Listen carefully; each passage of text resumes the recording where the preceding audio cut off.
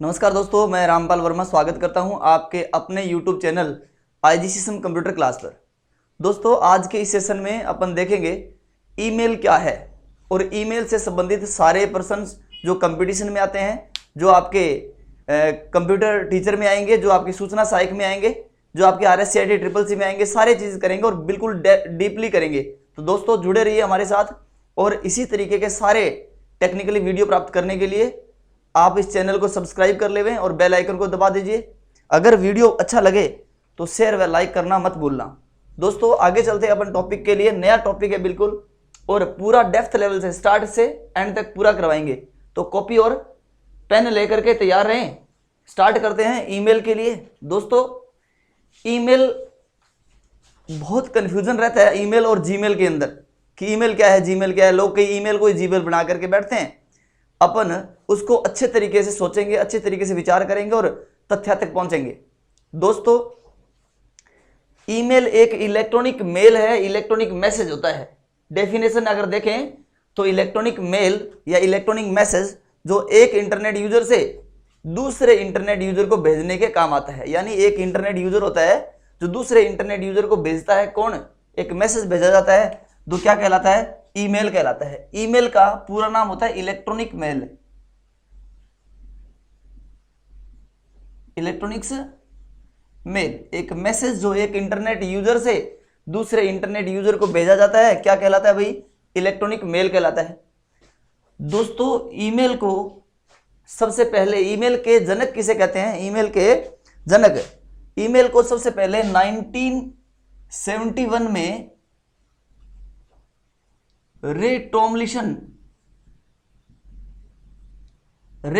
नाम के व्यक्ति ने ARPANET में मैसेज भेजकर सबसे पहले एक मैसेज भेजा था। वहीं पे अमेरिका का एक वैज्ञानिक था रे टॉमलिसन नाम का, उसने 1971 में पहला एक कंप्यूटर से दूसरे कंप्यूटर में मैसेज भेजा था। एक कंप्यूटर से दूसरे कंप्यूटर में मैसेज भेजा था यहां से यहां तक, तो उसको एक मैसेज माना गया, इलेक्ट्रॉनिक मैसेज, संदेश माना गया जो एक कंप्यूटर से दूसरे कंप्यूटर को भेजा जाता है। रे टॉमलिसन ने 1971 में ये मेल भेजा और ये से हम देख सकते हैं कि ये एक प्रकार का संदेश या मेल होता है।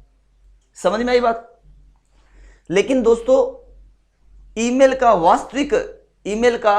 वास्तविक जो जनक है वो ये नहीं है, रे टॉमलिसन नहीं है। हालांकि पेपर में आए तो यही आएगा, लेकिन अगर भारत की बात आए तो ये नहीं है। आगे अपनी इस वीडियो में आगे डिस्कस करेंगे। तो दोस्तों कैम्ब्रिज नाम की संस्था में 1971 में रे टॉमलिसन ने कहां भेजा था? एक मैसेज भेजा एक कंप्यूटर से दूसरे कंप्यूटर में। किस नाम की संस्था में? कैम्ब्रिज नाम की संस्था में।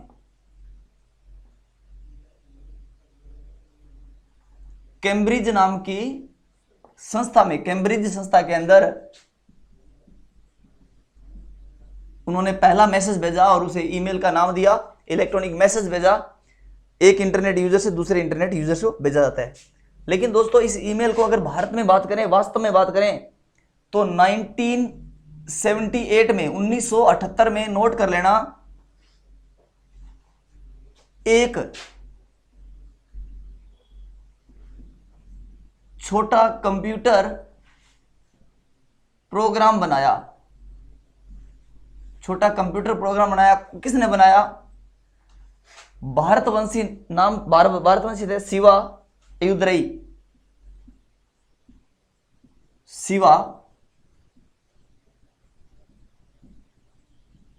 अयुदरई ईमेल के वास्तविक जनक या वास्तविक रचनाकार भारतवंशी थे, पूछा जाता है। और वहीं अमेरिका गवर्नमेंट ने या अमेरिकी सरकार ने इसको 30 अगस्त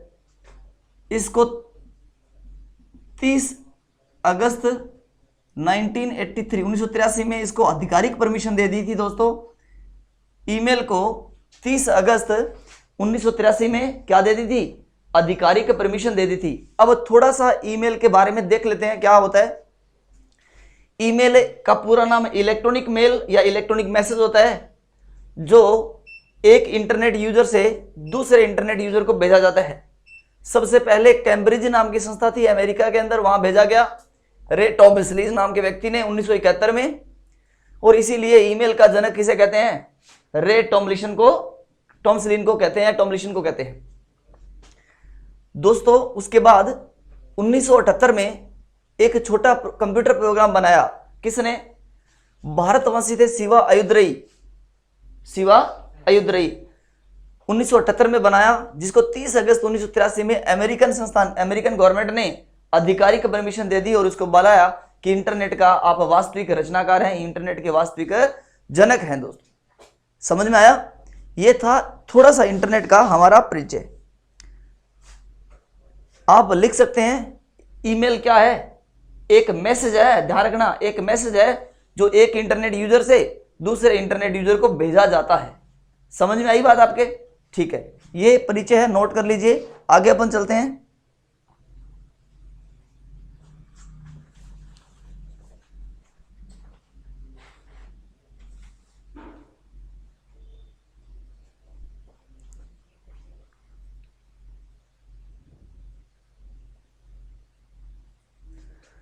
उसके बाद आगे चलते हैं दोस्तों। देखें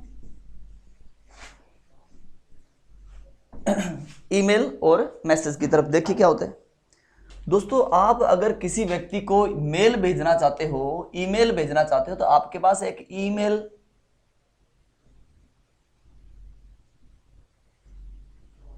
एड्रेस या ईमेल अकाउंट होना जरूरी है। ईमेल एड्रेस या ईमेल अकाउंट होना जरूरी है। जैसे मान लीजिए आप एक बैंक से दूसरे बैंक में पैसे भेजना चाहते हो और गवर्नमेंट आपको ये कंपलसरी कर दे कि भाई आपका खाता इस बैंक में है, तभी आप एक खाते से पैसे ट्रांसफर कर सकते हो। जैसे NEFT होता है, RTGS होता है, या फोन पे से पैसे भेजना चाहते हैं, तो इस तरीके से आपका खाता होना जरूरी है। और यदि आप एक बैंक से दूसरे बैंक में पैसे जमा करवाना चाहते हो, एक बैंक से दूसरे बैंक में पैसे जमा कराना चाहते हो, तो आपका क्या होना जरूरी है? उस बैंक के अंदर खाता होना जरूरी है। जैसे मान लीजिए बैंक 1 है, इससे आप किसी दूसरे बैंक वाले व्यक्ति को पैसा भेजना चाहते हो, तो इस बैंक में आपका खाता होना जरूरी है। कुछ लोग ये कहेंगे कि कंपलसरी नहीं है, लेकिन मान लीजिए अगर ऐसा हो तो वैसे भी डाल सकते हैं, लेकिन आजकल तो गवर्नमेंट ने पैसे बैंक ट्रांसफर से कर दिया, तो आपका खाता होना जरूरी है। और आपका खाता होगा, उसी से आप यहाँ पे क्या कर सकते हैं? पैसे भेज सकते हैं। उसी प्रकार यदि आप ईमेल भेजना चाहते हो, जैसे मान लीजिए आप व्हाट्सएप के माध्यम से संदेश भेजना चाहते हो व्हाट्सएप से, तो आपका सबसे पहले क्या होना चाहिए? कोई ना कोई एक आपके पास व्हाट्सएप अकाउंट होना चाहिए ना, तभी तो आप मैसेज भेज सकते हो। ऐसे थोड़ी भेजोगे, किसी एक के व्हाट्सएप अकाउंट से दूसरे को आप मैसेज भेज सकते हो। दोस्तों ऐसा होता है। तो आपके पास एक ईमेल एड्रेस होना चाहिए आपका। और ईमेल एड्रेस जो होता है उसके 2 भाग होते हैं दोस्तों, ध्यान रखना। एक तो होता है यूजर नेम, और दूसरा होता है, एक तो क्या होता है यूजर नेम, और दूसरा क्या होता है भाई? Domain name. एक तो होता है यूजर नेम और दूसरा, 2 भाग होते हैं आपके ईमेल एड्रेस के, और दोनों के बीच में कंजक्शन का काम करता है कौन? @ सिंबल, दोनों के बीच में जुड़ा होता है। कंजक्शन का काम कौन करता है? @ सिंबल। दोस्तों यूजर नेम, और यहां पे थोड़ा देखना, पेपर में प्रश्न पूछा जाता है किस तरीके का, कि निम्न में से कौन सा सही ईमेल एड्रेस नहीं है या सही ईमेल एड्रेस होगा, इस तरीके का प्रश्न आपसे पुट किया जाता है। तो देखिए सही ईमेल एड्रेस क्या करेगा? यूजर नेम जो अपने दे रखा है, क्या दे रखा है? User name. वो क्या करेगा? देखो क्या होगा। जैसे आप किसी व्यक्ति का नाम, जैसे मान लीजिए हम कह दें कि ABC@, सर्वर का नाम .com। देखिए दोस्तों एक और बता देता हूं बात, जो आपको बताया था ईमेल मैसेज है, ईमेल संदेश है, वो जिस माध्यम से भेज सकते हो, भेजना चाहते हो, वो माध्यम क्या कहलाता है भाई? क्या कहलाता है? जीमेल कहलाता है, या कोई हो सकता है कोई और माध्यम हो। मान लीजिए आपको मैसेज भेजना है, भाई आप अगर पैसे भेजना चाहते हो तो एसबीआई बैंक से भेज सकते हो कि नहीं, बैंक ऑफ बड़ौदा से भेज सकते हो, पीएनबी बैंक से भेज सकते हो, किसी भी बैंक से आपको पैसे भेज सकते हैं, किसी भी बैंक में आपका एक खाता होना चाहिए तब कि पैसे भेज सकते हो। लेकिन ये थोड़ी है कि आप अगर एसबीआई से पैसे भेज रहे हो तो आप ये कहते हो जी एसबीआई करें, एसबीआई कर दो, एसबीआई भेज दो, नहीं। उस बैंक से पैसे भेज जाते हैं। बहुत सारे बच्चे ये कंफ्यूज रहते हैं कि सर ईमेल और जीमेल क्या है। दोस्तों मैं एक बता रहा हूं, ईमेल तो मैंने आपको बताया था, ये समझाऊंगा अभी एक मिनट। ईमेल तो मैंने आपको बताया था कि एक संदेश, एक मैसेज है, एक मैसेज मान लीजिए ये डेटा है, पैकेट है, एक मैसेज है, ये कुछ लिखा हुआ ये मैसेज है। इसको भेजने के लिए आप कोई ना कोई, जिस तरीके से पैसे को भेजने के लिए कोई ना कोई बैंक का सहारा लेना पड़ा, उसी प्रकार इसको भेजने के लिए कोई ना कोई अपने को क्या करना पड़ेगा, सर्वर अकाउंट को काम में लेना पड़ेगा। जैसे Gmail, Ymail, Rediff mail, Hotmail, ऐसे बहुत सारे पर्सनल सर्वर भी होते हैं। जीमेल का मतलब होता है दोस्तों Google mail,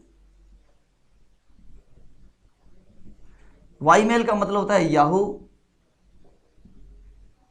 mail, Rediff mail का मतलब रेडिफ मेल, हॉटमेल का मतलब हॉटमेल। क्या मतलब है दोस्तों, ईमेल तो एक मैसेज था, और जीमेल क्या है, गूगल मेल है, यानी एक सर्विस प्रोवाइडर है ईमेल भेजने के लिए। ईमेल भेजने के लिए हमें सेवा दे रहा है, यानी आप ईमेल भेज रहे हो तो ईमेल किसके माध्यम से भेज सकते हो, जीमेल यानी गूगल मेल के माध्यम से भेज सकते हो, वाईमेल यानी याहू के माध्यम से भेज सकते हो, रेडिफ के माध्यम से भेज सकते हो, और हॉटमेल के माध्यम से भेज सकते हो। इन सभी के माध्यम से आप भेज सकते हो। वो सारे के सारे क्या है, ईमेल ही है दोस्तों।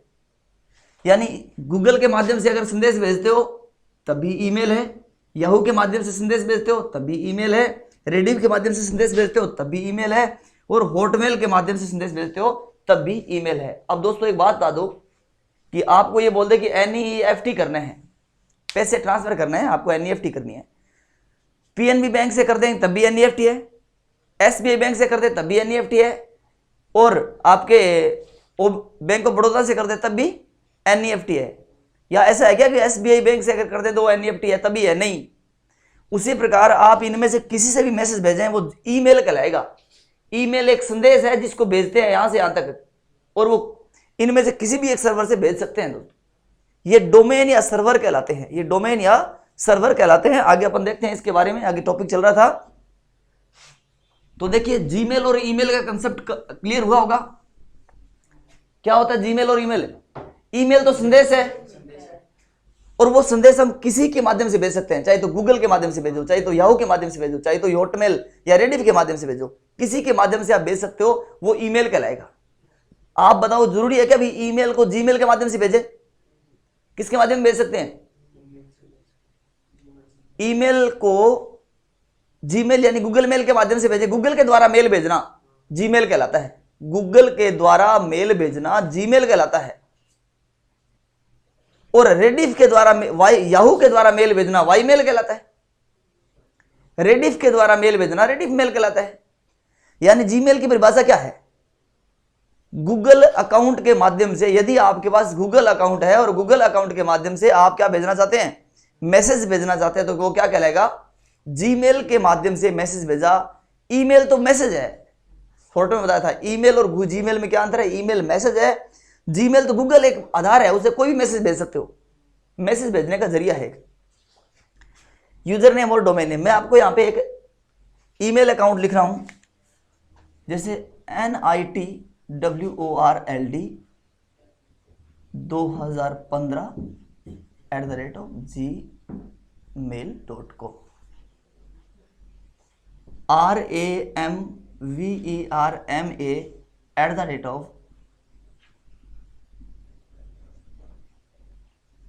RAMVERMA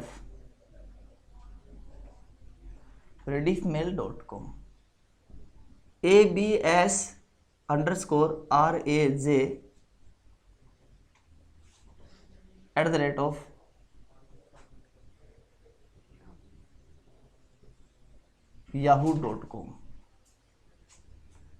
अब देखिए ये ईमेल एड्रेस है, ये गूगल में बना हुआ है, ये रेडिट में बना हुआ है और ये याहू में बना हुआ है। ये सर्वर है जो क्या काम आते हैं, ईमेल भेजने के काम आते हैं। इनसे कोई से भेज सकते हो। क्या खासियत है, क्या तीनों ही ईमेल एड्रेस है, लेकिन तीनों ही सही ईमेल एड्रेस है। और गलत कौन सा होगा, देखो कैसे भेजेंगे तो गलत कहलाएगा। दोस्तों देखिए ईमेल का ये भाग होता है वो यूजर नेम कहलाता है, और ये भाग होता है वो डोमेन नेम या सर्वर नेम कहलाता है। क्या कहलाता है, समझ में आया ना। अब मुझे आप बताइए, आज से जीमेल के माध्यम से मैसेज भेजोगे क्या, नहीं भेजेंगे। अपन जीमेल के माध्यम भेजेंगे, ईमेल को जीमेल से भेजेंगे नहीं। ईमेल को किससे भेजेंगे, किससे भेजेंगे, याहू से भेजेंगे। ईमेल को रेडिट से भेजेंगे। समझ में आई ना बात, ऐसे भेजेंगे nitworld2015@gmail.com। यहां से एक अति महत्वपूर्ण प्रश्न बनता है, कैसे, वो पूछ लेगा निम्न में से कौन सा सही ईमेल एड्रेस नहीं है क्या। तो दोस्तों ध्यान रखना, एक तो इस एड्रेस में 2 बार ऐट नहीं आता, एक इस साइड में है अंडरस्कोर को छोड़ करके कोई सिंबल नहीं आता। क्या क्या खासियत है, नंबर 1 अंडरस्कोर के अलावा सिंबल नहीं आता पहले भाग में, दूसरे भाग में भी नहीं आता, कोई सिंबल नहीं आता अंडरस्कोर के अलावा। अंडरस्कोर क्या होता है, जैसे राम_श्याम, ठीक है, ये आता है, इसके अलावा कोई नहीं आएगा। जैसे आपने लगा दिया राम मैंने लगा दिया #श्याम, नहीं आएगा, ये गलत होते हैं। @श्याम ये नहीं आएगा। अंडरस्कोर लाइन को कहते हैं। नंबर 2 बात हम कह दी, हमने बताई। नंबर 2 बात क्या है कि व्हाइट स्पेस नहीं आ सकता। स्पेस का मतलब है 2 लाइनों के बीच, इस 2 वर्ड के बीच में खाली जगह है तो वो नहीं आ सकती, स्पेस नहीं आएगा। समझ में आया ना। 3 नंबर नहीं आएगा। उसके अलावा कोई और विशेष सिंबल अगर कोई आपने यूज कर लिया है तो वो नहीं आएगा। और इधर वाला भाग जैसे जीमेल है, इधर वाला भाग इधर या इधर वाला भाग इधर नहीं आएगा। ध्यान रखना, इधर वाला भाग इधर या इधर वाला भाग इधर नहीं आएगा। समझ में आई ना भाग, ये विशेषता होती है ईमेल एड्रेस की, कौन सा नहीं है। देखो ये तो यही रहेगा, 2 बार .com नहीं आ सकता, जैसे .com 2 बार नहीं आएगा। जीमेल 2 बार नहीं आ सकता। ये वाला भाग इधर कहते हैं, इधर वाला भाग इधर नहीं आ सकता। बीच में कौन से सिंबल को काम में लिया जाता है, पेपर में पूछा जाता है कि ईमेल एड्रेस में यूजर नेम और डोमेन नेम के बीच दोनों के कंजक्शन करने के लिए किस सिंबल को काम में लेते हैं, तो कौन से को लेंगे भाई, @ सिंबल को काम में लेंगे। ए से बना @, ठीक है ना, इस तरीके से को काम में लेंगे। अब देखिए दोस्तों, ये आपका ईमेल एड्रेस है, और यदि आपका ईमेल एड्रेस नहीं है मान लीजिए, तो आप क्या करें। अगर आप ईमेल एड्रेस नहीं है तो क्या करें। यदि तो आपका ईमेल एड्रेस है, तो हम क्या करें, नंबर 1 तो आप SIGN साइन इन करेंगे। क्या करेंगे, और यदि आपका ईमेल एड्रेस नहीं है तो क्या करेंगे, साइन अप करेंगे। देखो साइन इन करोगे तो आपका वो ईमेल एड्रेस मांग लेगा यहाँ पे, और यहाँ पे पासवर्ड मांग लेगा, और साइन इन करोगे तो लोग अकाउंट आपका खुल जाएगा, वहां से आप कुछ भी काम कर सकते हो। और यदि आपके पास नहीं है तो आप क्या करेंगे, साइन अप करेंगे, तो वो आपके पास डिटेल खोल देगा, फॉर्म खोल देगा, उसे अपना अकाउंट बना सकते हो। समझ में आई ना दोस्तों। साइन इन किया हुआ है, ध्यान देना, साइन इन किया हुआ है और वहां से आप बाहर निकल रहे हो, जैसे आपका ईमेल अकाउंट है खुला हुआ है और वहां से बाहर निकल रहे हो, तो क्या करेगा, साइन आउट। क्या कहलाएगा, साइन आउट कहलाएगा। अब अपन बात करते हैं आगे। देखिए टेक्निकली चीजें हैं, वो एक बार में समझ में नहीं आती। अगर आपको समझ में नहीं आया एक बार में, तो आप इस वीडियो को दोबारा भी देख सकते हैं आराम से देख करके, और रिप्लाई भी कर सकते हैं। अगर कोई दिक्कत आती है तो मुझे बता भी सकते हैं, वो करके कमेंट करके बता सकते हैं। अब दोस्तों देखिए ईमेल के भाग, नेक्स्ट लिख लीजिए आप, ईमेल के भाग पार्ट कौन से होंगे भाई। ईमेल के पार्ट, ईमेल के पार्ट अगर आपने साइन इन कर दिया और आपका अकाउंट खुल गया, लॉगिन हो गए, तो देखिए पहला भाग होता है नंबर 1 राइट मेल या कंपोज। दूसरा भाग होता है दोस्तों इनबॉक्स। तीसरा भाग होता है आपका ट्रेस। चौथा भाग होता है, तीसरा भाग था ट्रेस, चौथा भाग था आपका सेंट, पांचवा भाग था ड्राफ्ट और छठा भाग था आपका स्पाम। या इसके अलावा भी कुछ पार्ट हो सकते हैं दोस्तों, लेकिन एग्जाम के पॉइंट ऑफ व्यू या कॉम्पिटिटिव के पॉइंट ऑफ व्यू से यही महत्वपूर्ण होते हैं। और अगर आपने राइट मेल पे क्लिक किया या कंपोज मेल पे क्लिक किया तो आपके सामने एक बॉक्स खुल करके आएगा। आप भी बना लीजिएगा बॉक्स, एक बॉक्स खुल जाएगा जिसके बारे में प्रश्न बहुत बार पूछे जाते हैं, जैसे to CC, BCC, subject, attachment का ऑप्शन आजकल नीचे आने लग गया, मैंने यहां आपको समझाने के लिए लिखा है। बॉडी और एक्शन, और एक्शन के अंदर रहता है सेंड, एक्शन के अंदर रहता है सेंड। क्या हो गया? अच्छा, नीचे दिखाई नहीं दे रहा क्या? कोई बात नहीं। तो यहां क्या रहता है, देखो नीचे दिखाई नहीं दे रहा, मैं इसको दोबारा लिख देता हूं। देखिए बॉडी के बाद यहां एक्शन रहेगा, एक्शन में रहेगा सेंड। क्या रहेगा हमारा? सेंड या ड्राफ्ट। दोस्तों इनके बारे में अपन कंप्लीट वर्क करते हैं, पढ़ते हैं। देखिए राइट मेल का मतलब है, राइट मेल या कंपोज मेल पूछा जाता है। अगर आपने नया ईमेल बनाना है तो किस नाम से पूछा जाएगा? राइट मेल या कंपोज मेल के नाम से। या तो राइट मेल होगा और या तो फिर क्या होगा? कंपोज मेल होगा। राइट मेल या कंपोज मेल करते ही आपके सामने बॉक्स खुल जाएगा और उसमें लिखा आएगा टू। जिसको ईमेल भेजना है उसका एड्रेस यहां आएगा दोस्तों। एक व्यक्ति जिसको मेल भेजना है उसका एड्रेस यहां आएगा। सीसी कार्बन कॉपी, पूरा नाम पूछा जाता है बहुत बार। क्या है पूरा नाम? Carbon copy, carbon copy. एक समय में एक से अधिक 10, 20, 50, 100 लोगों को मेल भेजना है तो इसका यूज किया जाता है किसके लिए दोस्तों? कार्बन कॉपी मैसेज के लिए किया जाता है। आप एक साथ बहुत सारे मेल भेज सकते हो तो कार्बन कॉपी के रूप में इसको दर्शाया जाता है। बीसीसी का मतलब होता है ब्लाइंड कार्बन कॉपी। दोस्तों ये भी किस काम आता है? एक से अधिक लोगों को मेल भेजने काम आता है। एक से अधिक लोगों को मेल भेजने काम आता है। कैसे? जैसे 10, 20, 50, 100 लोगों को मेल भेजने काम आता है। दोनों का काम क्या है? सेम है। तो यहां पे एक प्रश्न उठता है कि दोनों का काम सेम है तो दो अलग अलग क्यों है? फिर एक ही होना चाहिए। तो दोस्तों यहां पे देखो वर्ड आया ब्लाइंड। क्या है? ब्लाइंड का मतलब होता है अंधा, यानी दिखाई नहीं देता। जैसे मान लीजिए मैं आप 50 लोगों को मेल भेजना चाहता हूं, तो यदि आपके 50 लोगों के ईमेल एड्रेस मैंने सीसी में डाल दिए तो सबको पता लगेगा भी सर ने मेरे अलावा और किन किन लोगों को मेल भेजा है, वो दिखाएगा वहां पे। समझ में आई ना बात? सबको पता लगेगा सर ने मेरे अलावा और किन किन लोगों को मेल भेजा, वो वहां पे दिखाएगा। और यदि आपने बीसीसी में डाल दिया तो किसी को पता नहीं चलेगा, आपको ही पता चलेगा कि मेरे पास मैसेज आया है, किसी और के पास नहीं गया तो दिखाई नहीं देगा, उसके ईमेल एड्रेस नहीं दिखाई देगा कि किन किन को भेजा है। यह फर्क होता है ब्लाइंड कार्बन कॉपी और सीसी में। दोस्तों यहां से प्रश्न उठता है सब्जेक्ट। बहुत बार प्रश्न आता है, आपको बता दूं इंपॉर्टेंट प्रश्न।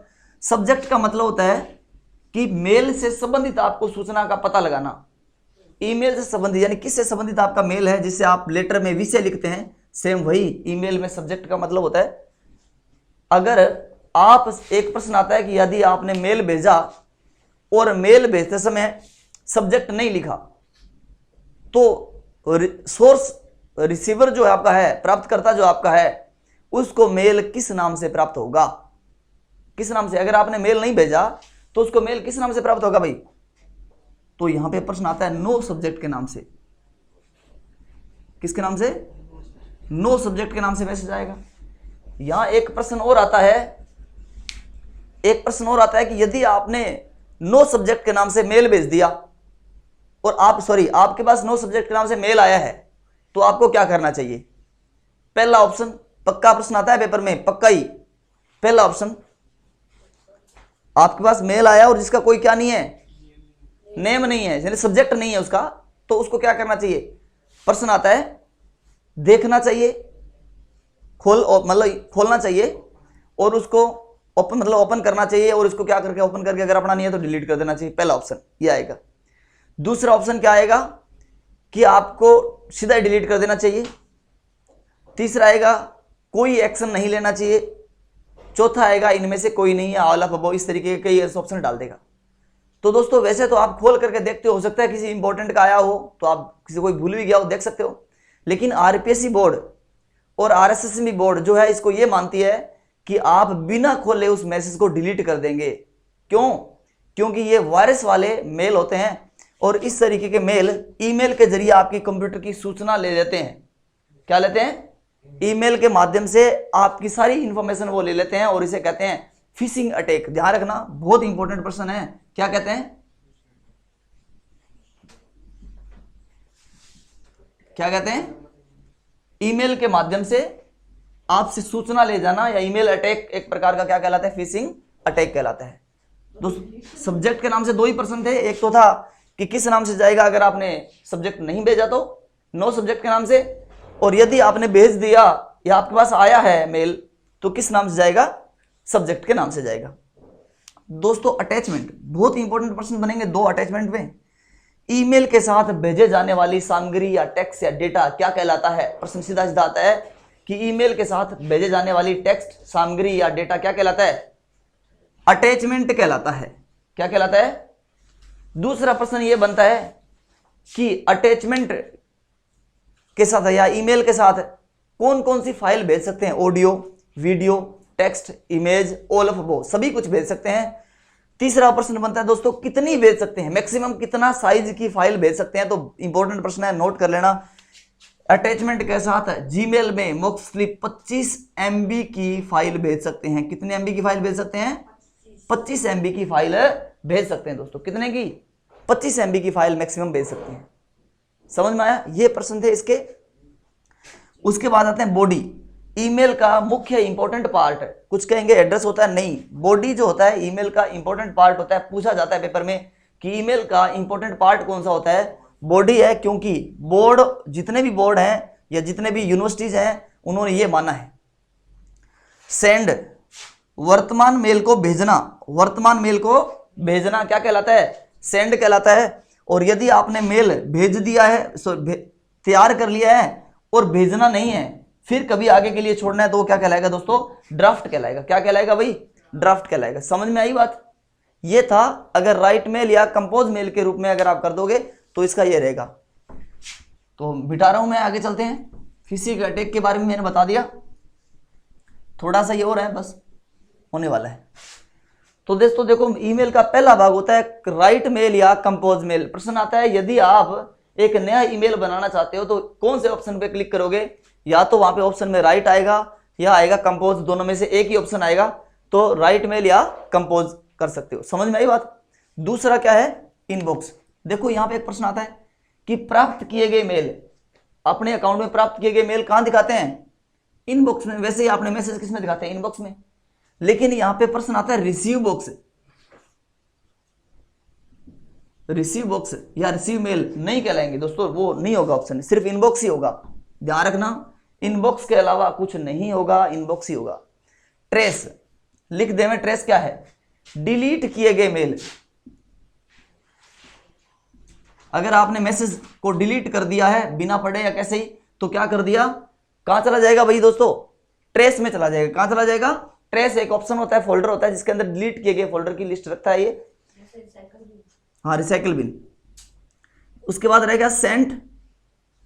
अब कुछ बच्चों के दिमाग में आ रहा होगा कि सर से क्वेश्चन पुट करें कि क्या डिलीट किए गए मेल को रिकवर किया जा सकता है? बिल्कुल किया जा सकता है, बैकअप ईमेल आईडी के माध्यम से किया जा सकता है। सेंट क्या आता है? सेंट, भेजे गए मेल। अगर आपने मेल भेज दिए हैं किसी को, देखो सेंड और सेंट में अंतर है।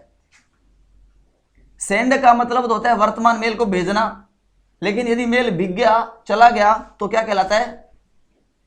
सेंट।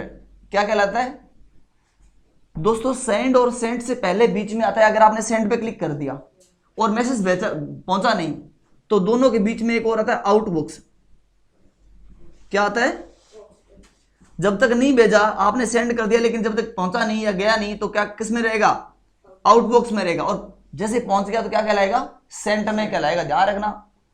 उसके बाद है कि आप बताया था अभी कि मेल आपने अगर भेज दिया, मेल आपने अगर भेज दिया और वो मेल आपने भेजा, लेकिन सॉरी भेजा नहीं है, बनाया मेल आपने नया, और आपको अभी नहीं भेजना, बाद में भेजना है, तो किस में सेव कर सकते हो दोस्तों?